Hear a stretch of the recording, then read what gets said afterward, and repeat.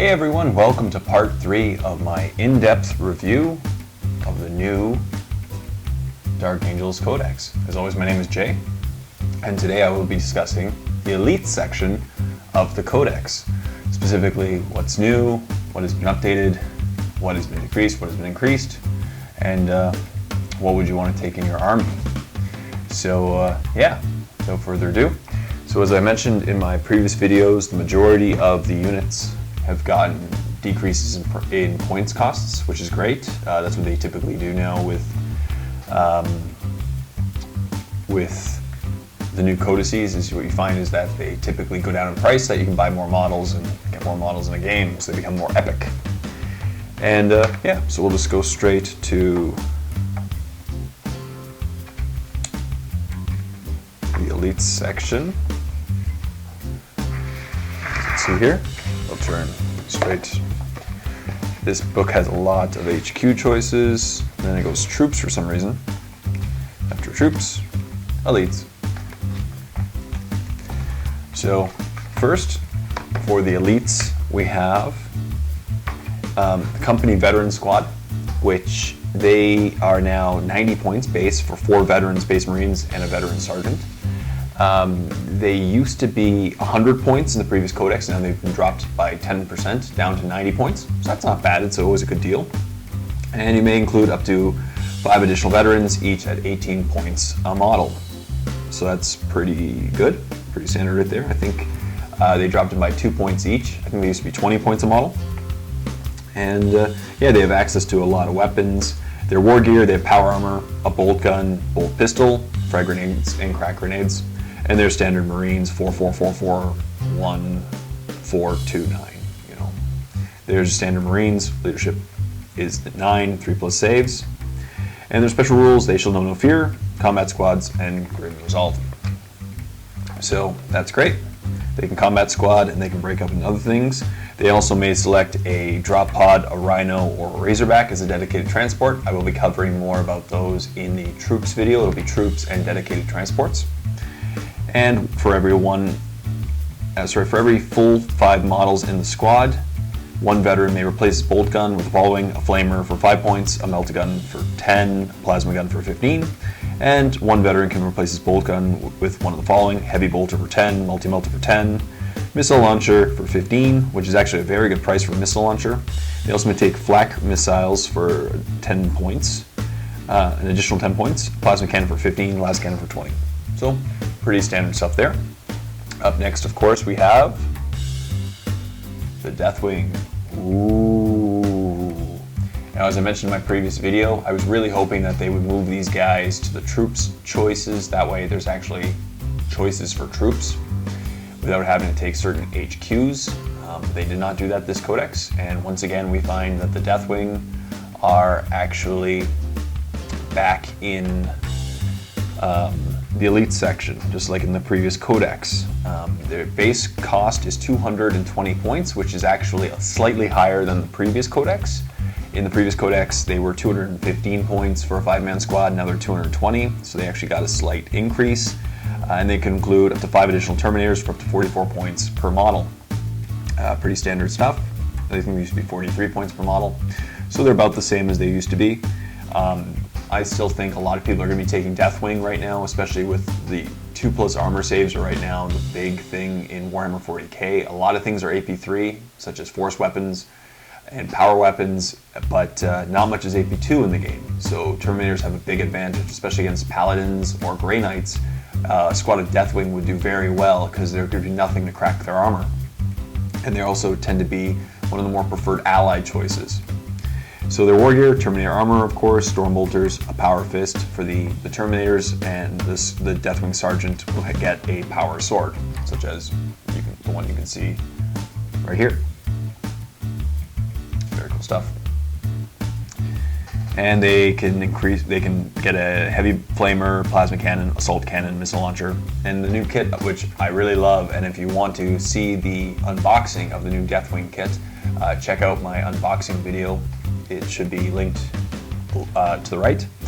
And yeah, they have a lot of options, and they have a lot of cool options right now, and I really think it's cool. The missile launchers, actually, I think right now I really see the missile launchers as being one of the big weapons to take with Deathwing. I really do think that, especially when you drop them down in their Deathwing assault, they all get twin-linked weapons just for that turn. So a twin-linked missile launcher with strength 8 AP2, you could drop in behind any even flyer and pop it relatively easy. So I definitely think missile launchers will be sweet. Assault cannons aren't bad either. They're 5 points less than a Cyclone missile launcher. They're 20 points and they're strength 7, and you get a few shots with them, which is great. But yeah, so it's all good. Up next we have the Deathwing Knights, and once again they're in the same kit. So if you want to see how I did them, or an unboxing of them, I will be doing a painting tutorial for the Deathwing Knights shortly, so stay tuned for that. So here's a Deathwing Knight, unpainted. Very cool stuff with his mace. And yeah, so their war gear. So their weapon skill actually 5 as opposed to the normal weapon skill 4 of the Terminators. And besides that, they have an identical stat line to Terminators. And I'll just go to page 45 to go over them a little bit more in detail. What I really love about this book is, as I said once again, that they label all the page numbers really easily. So, command specs of Deathwing Knights. So their war gear, Terminator armor, and the Deathwing Knights, these guys, they have what's called a Mace of Absolution, while the leader, who is him, has a flail right here of the Unforgiven, and I'll be going over those in just a moment. And they also have storm shields, so obviously 3+ invul save. The special rules: Deathwing Assault, Hammer of Wrath, so they do get the Hammer of Wrath attack, which is excellent, and Inner Circle, which means they get preferred enemy against Chaos Space Marines, and they also have Fearless, I believe. I'll just double check the rule, but I believe that is what it means. Yes, Fearless and preferred enemy against Chaos Space Marines. So that's excellent. Fortress of Shields. Now this is a very cool power for the Deathwing Knights. Fortress of Shields. Any model with the Inner Circle special rule that is in base contact with 2 or more models with this special rule, Fortress of Shields, has +1 toughness. With careful positioning, this can increase the whole squad's toughness. So that's very cool. So what you do is you take your Terminator Knights, these guys, and you run them with Deathwing or a Librarian, for example. And all of a sudden, the toughness of the guys, as long as they're close to each other, is increased to 5 instead of 4, and that's pretty sweet. You know, it's always great to get a toughness boost, because then it's, you know, most guns are shooting at you at strength 4, so now it's 5's wound instead of 4's, and 5's are great, so that's excellent stuff. So very, very cool. New rule. I don't know if they didn't discuss specifically in the Codex if it will. I guess it'll come out in the FAQ regarding instant death. Because instant death, I'm wondering if they get hit with a toughness 8 object, will they get instant killed if they have toughness 5? So it's a good question. They'll probably address that in the FAQ. And they also have a rule called You Cannot Hide. And it basically gives them precision attacks like a character, except the precision strike, it's on 6+. So it basically makes them shooting like characters as opposed to normal guys, because they are characters. So that's very cool. Yeah. So very cool guys. And I forgot to mention the Terminator Knights.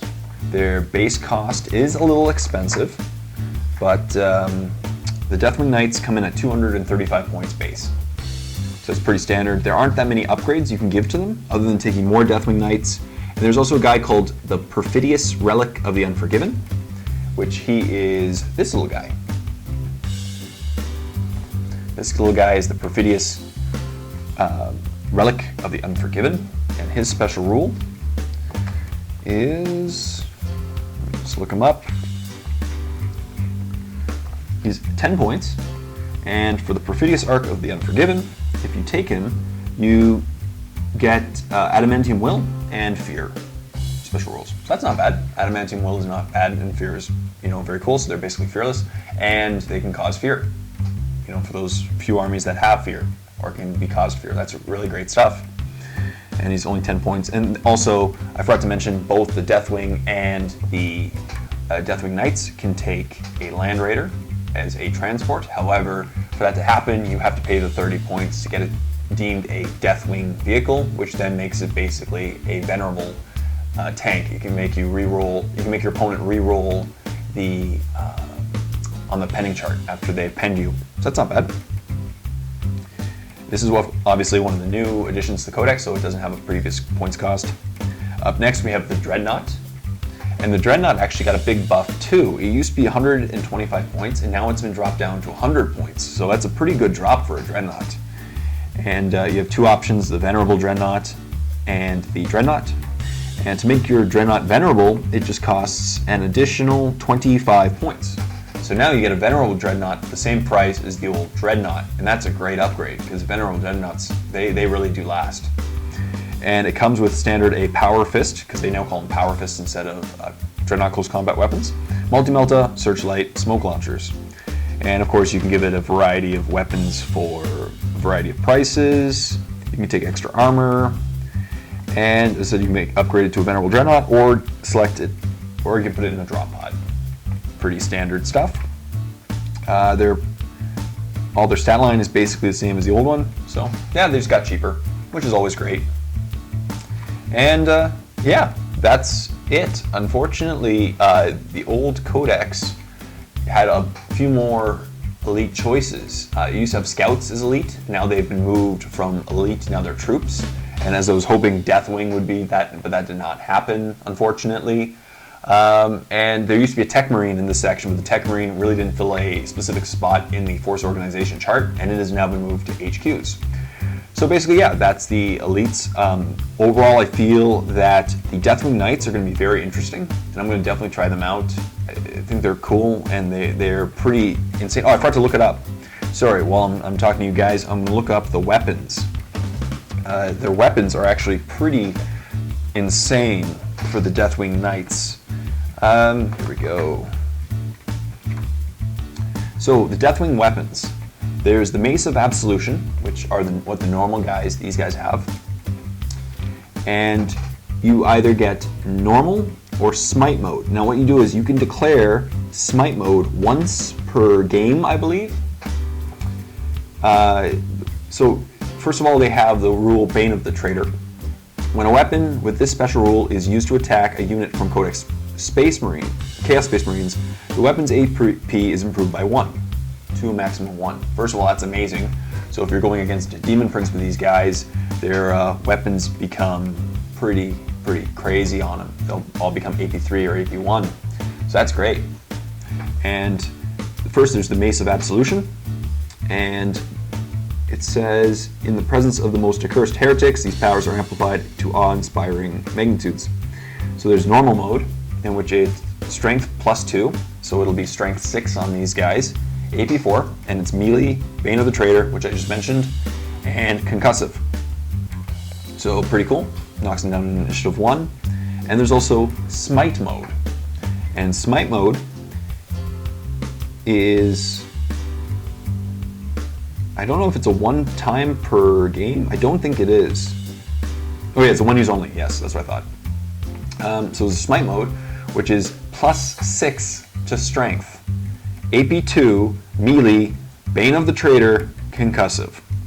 So essentially, if this guy decides to assault a Demon Prince, for example, and he decides to use smite mode, his strength is 10 and his AP is 1. That is crazy. Or if they want to assault a Chaos Space Marine Land Raider, a bunch of strength 10 AP 1 hits will destroy it pretty easy. And this is, as I said, smite mode is pretty crazy, and that's why I think I'll definitely be trying these guys out in some games coming up. 235 points, they're a pretty big wrecking ball, and they have a storm shield, which means they're not going anywhere anytime soon. But obviously if they fail one save, they die, because they only have 1 wound. That's pretty cool. And finally, there's also the Flail of Unforgiven, which is this guy.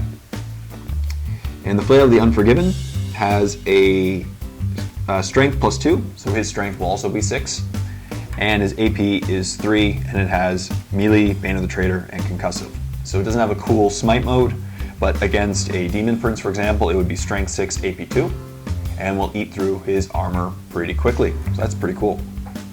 So, as I mentioned, that is all of the elite choices. Overall, I think that other than the Knights, I don't actually see a lot of interestingness in the elite slots, because I personally feel that if you want to take Deathwing, you're probably going to take them as troops, not elites. The veteran squad isn't bad at all, but it's nothing special. And the Dreadnought is actually great. I could definitely see people taking Dreadnoughts and drop pods, especially since they've been decreased in price. And I think Venerable Dreadnoughts will become very popular with this army, seeing as, once again, they're only 125 points for a Venerable Dreadnought. That's very nice with a multi-melta and a Power Fist, so that's great. So yeah, the elites choices are okay. Deathwing, I totally see people taking them as troops, not really as elites. They don't, to me, if I was to take Deathwing, I'd always take them as troops and take Belial or Azrael, and especially as allies. Deathwing Knights are very interesting, and the Dreadnought is very, very cool as well. So you only have 4 choices, but they're all pretty interesting. And I think that you could see any of them on the tabletop, especially the Deathwing Knights and the Dreadnought for the elite slot specifically. So, yep, that's everything for this video. Please stay tuned for my next one, which I will be covering the very small troops choices and dedicated transports. Please like the video, comment in the comment section down below, and subscribe to my channel if you already haven't done so. It really does help a lot. So thank you very much for watching. Until next time, this is Jay saying, happy painting, everyone.